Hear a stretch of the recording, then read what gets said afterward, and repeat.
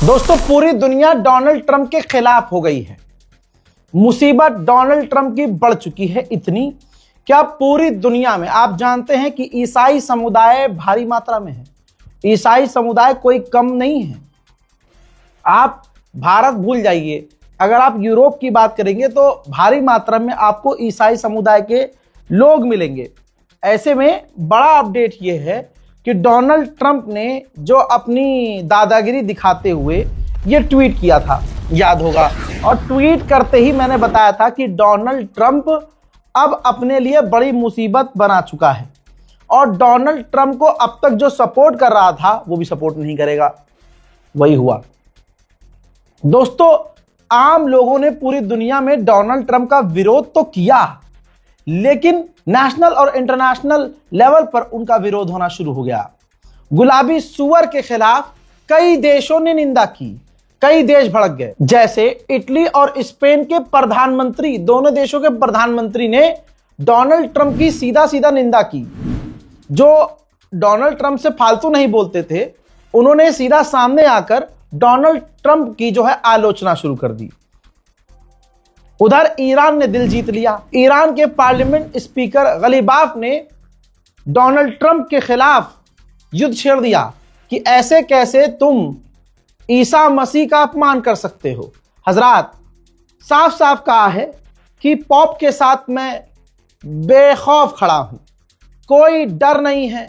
और रिपीट किया उन्होंने कि जो पॉप लियो ने कहा कि मुझे कोई डर नहीं है और आतंकवाद के खिलाफ और जो क्राइम अमेरिका इजराइल कर रहे हैं उनके खिलाफ बोलने में मुझे कोई डर नहीं है। उन्होंने आगे लिखा है गरीबाप ने कि this slogan lights the path for all who refuse to say silent on killing of innocent. यानी उन्होंने कहा कि देखा, यह होता है हक बयानी, यह होता है सच बोलना। आतंक के खिलाफ, इनोसेंट लोगों के मारे जाने के खिलाफ हक बयानी इसे कहते हैं। भाई, पॉप लियो को ईरान के पार्लियामेंट स्पीकर का समर्थन मिलना था कि यह बवाल और बड़ा हो गया। ईसाई समुदाय पूरी तरह से ईरान के लिए और दिल में इज्जत महसूस करने लगे। हजरत खामनाई ने ट्वीट किया है, खामनाई के अकाउंट से ट्वीट हुआ है कि जीसस ने भी कहा था कि आतंक और अन्याय के खिलाफ आवाज उठाओ। आज दुनिया देख रही है कि डोनाल्ड ट्रंप ने पॉप लियो का अपमान कर दिया। इन्होंने पॉप लियो की बात को सपोर्ट करते हुए कहा कि यही तो ऊपर वाले का आदेश है कि इंसानियत के रास्ते पर चलो, आतंकवाद और बच्चों को मारने वाले का साथ मत दो। तमाम ये चीजें एकदम से ये ट्रेंड पर आ गई। भाई, खामनाई की तरफ से ये ट्वीट उनके ऑफिशियल अकाउंट से, और फिर दुनिया के कई बड़े देश। डोनाल्ड ट्रंप को एहसास हुआ, अच्छा ये एहसास करने वाला सुअर नहीं था, तभी तो इसने अपने आप को ईसा मसीह समझ लिया। भाई, तौबा तौबा। फिर पूरी दुनिया ने तो भाई इसके ऑफिशियल्स ने इसे समझाया कि अबे गुलाबी पागल हो गया क्या, कर क्या रहा तू? जो 1% सपोर्ट मिल रहा है ना, कहीं ऐसा ना हो हमारे देश में खुद ही ईसाई रहते हैं, कहीं ऐसा ना हो कि हमारी फौज हमारे खिलाफ। मतलब इंटेलिजेंस ने इसे समझाया और इसकी इतनी फटी कि इसने तुरंत राइट विंग की तरह अपने ट्वीट को डिलीट कर दिया। जी हां, उसने ये फोटो पोस्ट किया था, ये फोटो, ये ट्वीट, अब सोचिए, किसी देश का राष्ट्रपति, और वैसा राष्ट्रपति जैसा किसी को चाहिए नहीं, अकड़ू, आतंकी, गुंडा मवाली जैसा, घमंडी, ईगोइस्टिक। डोनाल्ड ट्रंप इतना प्रेशर में कि उसने अपना ये ट्वीट डिलीट कर दिया। यहां तक कि आइए ये देखिए, मीडिया ने घेरना शुरू कर दिया अमेरिका की। हमारी वाली तो नहीं घेर पाती है, हमारी वाली तो उसका मतलब मोदी जी जिधर होंगे वो उधर की बात करेगी, गोदी मीडिया। अब ये देखिए, ये इससे पूछा गया कि भाई तुमने ट्वीट किया था जीसस क्राइस्ट बनकर, पलट गया, कहता है नहीं, मुझे इस फोटो में लगा कि मैं डॉक्टर हूं, मुझे ऐसा लगा मैं डॉक्टर हूं और रेड क्रिसेंट के लिए काम कर रहा हूं। तो ये उसका तानाकशी है या बचने का एक उपाय। बहरहाल डोनाल्ड ट्रंप फंस गया। बहरहाल बात अगर गोदी मीडिया की है तो गोदी मीडिया पूरी दुनिया में जलील-ओ-ख़ार हो चुका है। आपको याद है ना, एक और औरत है जिसका नाम चित्रा त्रिपाठी है। 2 करोड़ रुपये जो है इसका सालाना पैकेज है, 2 करोड़ रुपए। लेकिन इस गंदतरीन औरत, इसकी मेंटालिटी ये थी, अब तो माशाल्लाह तलाक हो गया इसका, बहुत मजे कर रही है। शादीशुदा होने के बाद आपको इसके वो बयान याद होंगे, वीडियो याद होगा, जिसमें किसी ने पूछा कि आप मैरिड हैं, तो ये कहती है मैरिड में सिर्फ घर के अंदर हूं, बाहर में सिंगल हूं। तो यहां से मेंटालिटी समझ में आ गई है। बाहर इसने रास्ते खोल दिए थे, बाहर आओ जो मर्जी करो, खुला है मेरा पिंजरा, आ जाओ मजे कर लो। और ये जो है दूसरे बयान में, आज याद होगा जब पाकिस्तान से हमारी जंग चल रही थी, तो आप मेंटालिटी देखिए, आप इनके सोर्स देखिए। मेरी तो कोई औकात नहीं है ना इनके सामने। हालांकि मेरे चाहने वाले कहते हैं भाई तुम्हारा पेशाब भी नहीं है गोदी मीडिया। ठीक है, ये मोहब्बत आप लोगों की मिल रही है, अच्छी बात है, लेकिन मैं ये सोचता हूं मेरी तो खुद की टीम इतनी बड़ी नहीं है, तब भी हमारी कोई फेक न्यूज नहीं हुई आज तक। 6 साल में एक भी झूठी खबर नहीं निकली हमारी। लेकिन आप ये देखिए, सिर्फ प्रोपागंडा करने वाले 2 करोड़ रुपये सालाना जिनका पैकेज है, ऑपरेशन सिंदूर में इनकी ये पत्रकारिता थी। मुनीर को कब्जे में लिया गया है, मुनीर को कब्जे में लिया गया है। सूत्रों के हवाले से खबर, बड़ी कैसा देश है ये पाकिस्तान भाई। आसिम मुनीर को हिरासत में लिया गया है। आप सोचिए आर्मी चीफ है ये, आसिम मुनीर को हिरासत में लिया गया है। इस वक्त की बहुत बड़ी खबर एबीपी न्यूज पर आप देख रहे हैं। सुन लिया, देख, ये है आपका गोदी मीडिया। और आपको लग रहा है एक अमेरिकन मीडिया है, ठीक है, पूरी दुनिया के मीडिया देख लीजिए, और भारत की गोदी मीडिया को देख लीजिए। एक से एक भड़वागिरी करने वाले तथाकथित, जो पहले आरएसएस में थे और आज भी आरएसएस में हैं, वो नेशनल टेलीविजन पर बैठ के दलाली कर रहे हैं, और बहुत एक्सट्रीम लेवल की दलाली कर रहे हैं।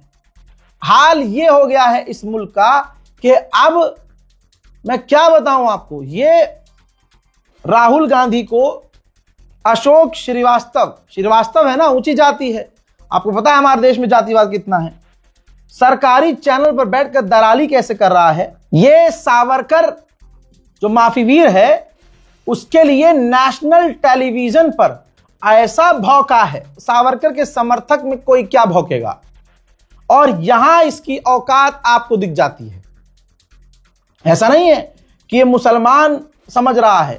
आजकल के अल्लाह का शुक्र है डिजिटल मीडिया प्लेटफॉर्म है, जिसकी वजह से आज हमारे हिंदू भाई भी इस चीज को समझ रहे हैं कि भाई ये क्या चल रहा है, भाई इसे पत्रकारिता कहते हैं। लेकिन शर्म आनी चाहिए कांग्रेस को कि राहुल गांधी को नेशनल टेलीविजन पर क्या क्या इस भांडगिरी करने वाले पत्रकार ने बोला, तथाकथित पत्रकार, लेकिन एक भी एफआईआर कांग्रेस की पार्टी ने नहीं की है।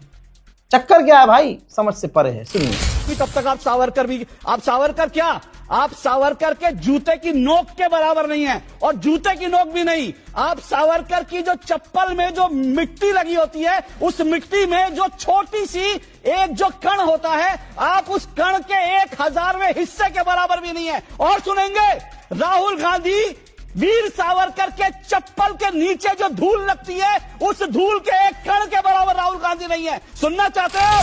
गोदी मीडिया की बात हो रही है ना, तो गोदी मीडिया की सोच देखिए। याद रखिएगा, मुसलमानों के नरसंहार पर सबसे ज्यादा खुश, चाहे वो कहीं भी नरसंहार हो, हिंदू समुदाय के लोग खुश होते हैं कुछ, ठीक, और गोदी मीडिया इनकी असलियत दिखाता है।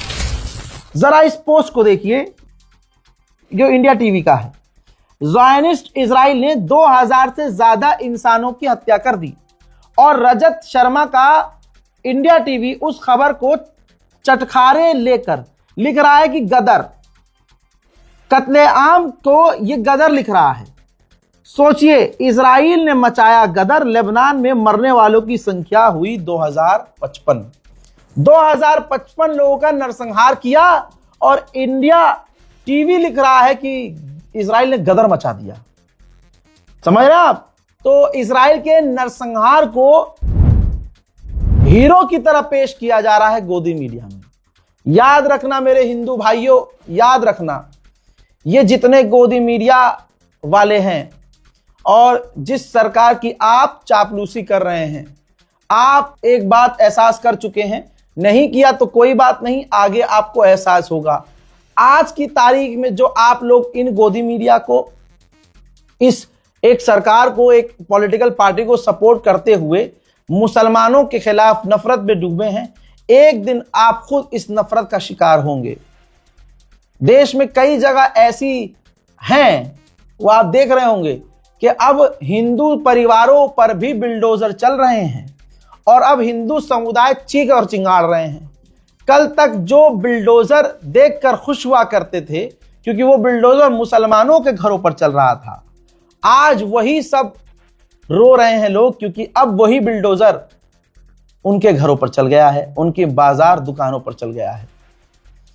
इसीलिए कहते हैं कोई भी मजहब हो, कभी मजहब मत देखो, किसी के ऊपर अन्याय हो रहा हो, यही प्रभु श्री राम कहते हैं कि अगर किसी पर अन्याय हो रहा हो तो तुम न्याय का साथ दो, जालिम के खिलाफ रहो। हर मजहब यही, यहूदियों को छोड़कर हर मजहब यही सिखाता है कि आप जुल्म के खिलाफ खड़े हों।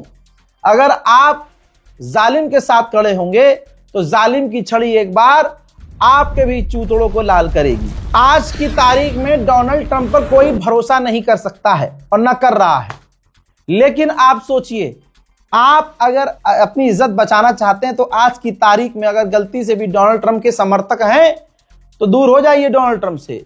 एक बार फिर से ये दुनिया के सामने आया और कह रहा है कि ईरान तड़प रहा है, परेशान है, वो हमसे कांटेक्ट करने की कोशिश कर रहा है। यानी इजिप्ट, तुर्की और पाकिस्तान चूह हैं और ये ज्यादा समझदार हैं। अरे मीडिएटर्स लगातार कोशिश कर रहे हैं कि सीज फायर एक्सटेंड हो जाए, दोबारा बातचीत हो जाए। गुलाबी सुअर चुंदी आंखें लेके आता है, वो हमसे कांटेक्ट करने की कोशिश कर रहे हैं। अरे ईरान भूल जाता है क्या? मुझे लगता है इसको गजनी वाली प्रॉब्लम है। 2 झापड़ मारा जाता है, फिर 2 घंटे बाद भूल जाता है कि मुझे किसी ने मारा है। ट्रम्प ने एक बार फिर से आदत का बेचारा है, मतलब मुझे तो तरस आ रहा है इस पे कि अपनी इज्जत की धज्जियां उड़वा रहा भाई ये। दोस्तों, इसने आगे धमकी दी है कि अगर ईरान अपने आप अपना एनरिच यूरेनियम हमें दे दे तो अच्छी बात है, और अगर अपना एनरिच यूरेनियम वो हमें नहीं देगा तो हम जाकर खुद ले लेंगे। हंस बात भी लीजिएगा, खबर सुनिए। इसकी बातें ही ऐसी हैं कि अब हंसी आती है। कह रहा है कि ईरान स्ट्रेट ऑफ हॉर्मुज के जरिए दुनिया को धमकाना बंद कर दे। अरे स्ट्रेट ऑफ हॉर्मुज के जरिए वो दुनिया को धमका रहा है तो उसी कैटेगरी में तो तू भी आ गया भाई, तूने भी तो आगे से बैरिकेड कर दिए हैं। फिर कह रहा है कि हमें स्ट्रेट ऑफ हॉर्मुज की जरूरत नहीं है। अरे स्ट्रेट ऑफ हॉर्मुज की जरूरत नहीं है, फिर काहे फड़फड़ा रहे हो? कह रहा है कि स्ट्रेट ऑफ हॉर्मुज की जरूरत दूसरों को है, हम तो तेल, गैस, ईंधन खूब बनाते हैं, हमें किसी चीज की कमी नहीं है। अबे तो भाई कहना क्या चाह रहा है भाई तू? तुझे स्ट्रेट ऑफ हॉर्मुज कल तक चाहिए था। कल तक ये गुलाबी सुअर कह रहा था कि स्ट्रेट ऑफ हॉर्मुज खुलवाने के लिए हम दुनिया से मदद मांग रहे हैं। आज हराम का जाना कह रहा है कि स्ट्रेट ऑफ हॉर्मुज बंद करवाने के लिए हम दुनिया से मदद मांग रहे हैं। ना कल दुनिया ने इसका साथ दिया, ना आज दुनिया का कोई एक देश स्ट्रेट ऑफ हॉर्मुज में बैरिकेड करने के लिए इसके साथ आया है। बेचारा कितना यको तन्हा है गुलाबी सुअर। सुअर अक्सर अकेले ही रह जाते हैं। जो देश अभी तक ईरान का साथ नहीं दे रहे हैं उनको ईरान का साथ देना चाहिए। डोनाल्ड ट्रंप ने आगे कहा है कि ईरान की जंग जब खत्म हो जाएगी, ईरान की जब लड़ाई खत्म हो जाएगी तो हम इसके बाद क्यूबा जाएंगे। यानी इसकी जो सोच है बुढ़े की, बस कब्जा करने की है। इसीलिए तो नेतन्याहू और ट्रंप की इतनी पट्टी है, क्योंकि वो भी कब्जा कर रहा है आसपास के इलाकों पर और ये गुलाबी सुअर भी कब्जा करना चाहता है आसपास के इलाकों पर।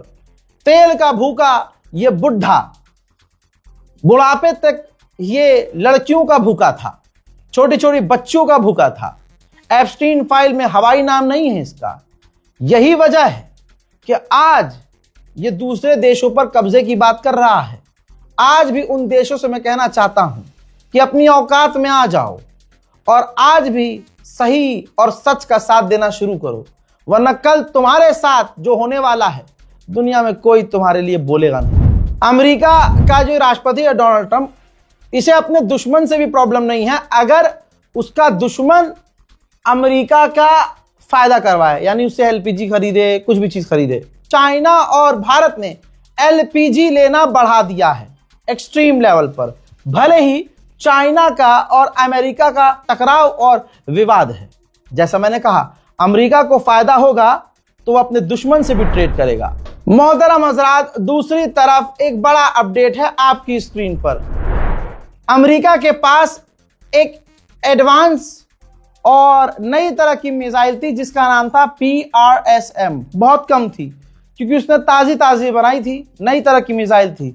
उसने ये नए तरह की मिसाइल को ईरान पर ही टेस्ट किया और वो जो लेटेस्ट उसकी मिसाइल्स थी वो खत्म कर दी ईरान पर दागकर। अब उसके पास वैसी मिसाइलें बची नहीं है। वहीं अमेरिका का एयरक्राफ्ट कैरियर जो ईरान के करीब जा रहा है, जरा मैप में देखिए, लाइन मैंने बना दी है, वो भाई लाल सागर से नहीं जा रहा है।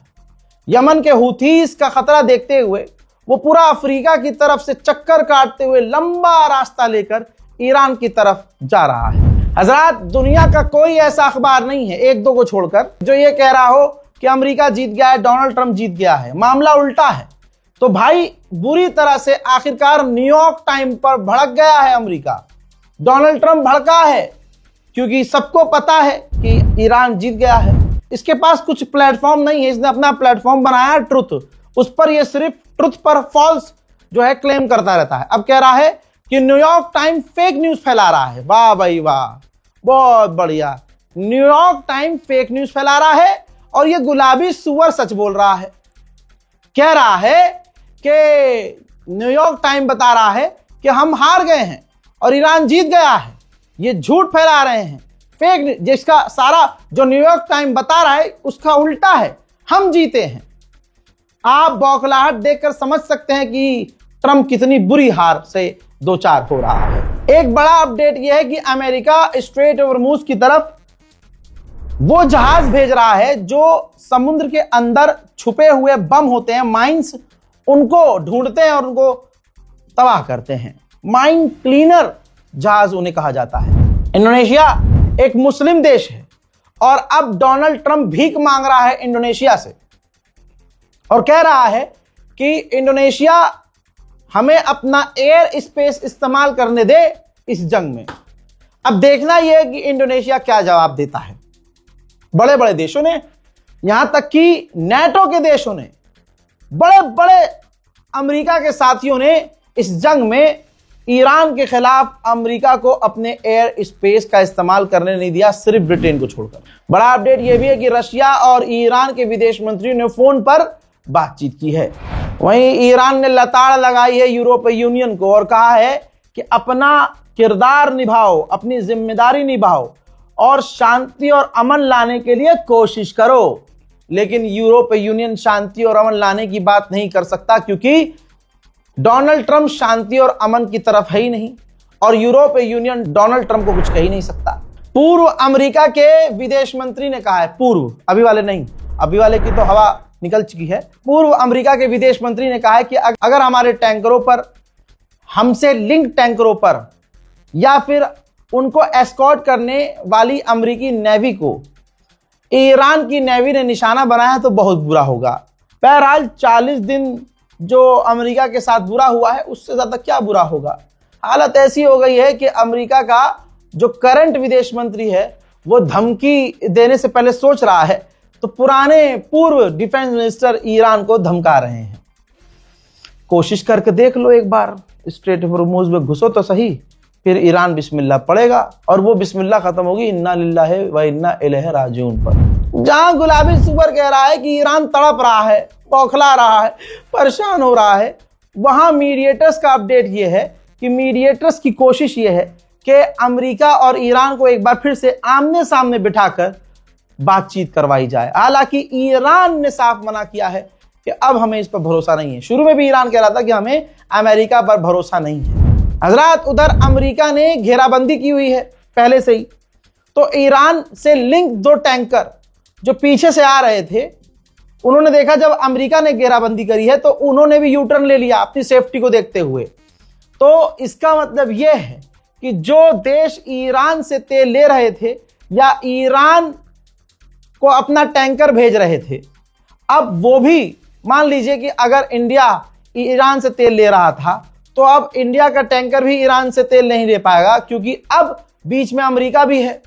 यानी कल तक सिर्फ ईरान रोक रहा था दुनिया को तेल लेने से, आज अमेरिका भी आ गया। तो इस जंग में नुकसान तो दुनिया का हो रहा है और होगा, और दुनिया में गैस, ईंधन, तेल और एनर्जी महंगी होने वाली है। उधर यूएई के राष्ट्रपति पिट पिटा कर जो है बहरीन पहुंचे हैं।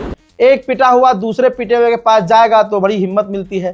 तो यूएई के राष्ट्रपति इस वक्त बहरीन में है और जो कुछ भी ईरान ने इनके साथ किया है उस पर चर्चा कर रहे हैं। मेरे दोस्तों, इस रिपोर्ट को शेयर करना मत भूलिएगा। और ये टेबल पे बैठा नहीं हूं मैं, ये टेबल सिर्फ सहारे के लिए लगा ली है कि ऐसे टेक लगा लूं, क्योंकि भाई कभी 40 दिन 24-24 घंटे काम करके देखिएगा तो आपको एहसास होगा कि मेहनत किसे कहते हैं। और जिस्म भी साथ देना बंद कर देता है, दिमाग काम करना बंद हो जाता है, और यहाँ सारा खेल दिमाग का है। मेरे चेहरे के एक्सप्रेशन को अब कौम पढ़ लेती है, अपने लोग पढ़ लेते हैं कि हाँ थका हुआ इंसान है, आज तबीयत खराब है। और जितनी बार आपने पकड़ा है मेरे चेहरे को, हर बार आपने सही पकड़ा है। ये बात अलग है कि मैं वीडियोस में बहुत कम बताता हूँ अपने बारे में। अब लोग इतनी मोहब्बत करते हैं कि मुझे बताने की ज़रूरत नहीं पड़ती है, माशाल्लाह लोग खुद ही समझ जाते हैं। बस तमाम चीज़ों के बाद भी यही मांगता हूँ आप लोगों से कि अपनी दुआओं में मुझे याद रखें, क्योंकि आपकी दुआओं की वजह से अब तक मैं आपके सामने खड़ा हूँ, और आपकी दुआओं का ही ये असर है कि हर मुसीबत से मैं बचा हूँ।